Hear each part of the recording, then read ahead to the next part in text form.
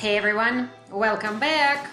This week we want to talk about denotation and connotation. So when you're writing a new word, you need to know both denotation and connotation of that word. So denotation, and you're writing this like down in your notes, of course you are. So denotation is the dictionary definition of the word. You remember D for dictionary, so D for dictionary, there it is. So when you look up, you're in Webster, you see exactly what the word means. Now, that's good information, that's a starting place, but in order to truly understand how the word should be used, you also need to have a connotation.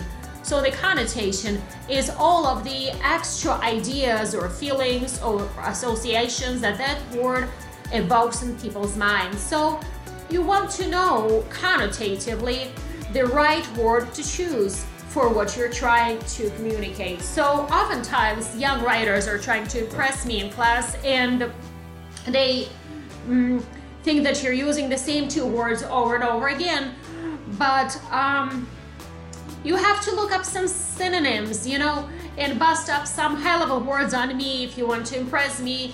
And if you're grown up, big old words. And denotatively you're fine because you're choosing synonyms, but connotatively you have a mismatch sometimes. So the teacher will circle and say wrong word choice. And that's because you don't truly understand the full nature of the word that you're using. So you make sure you understand both denotation and connotation in your word choice, because that makes a big difference in transmitting information clearly. So next slide. I have an example here. The word child, straightforward, child, right?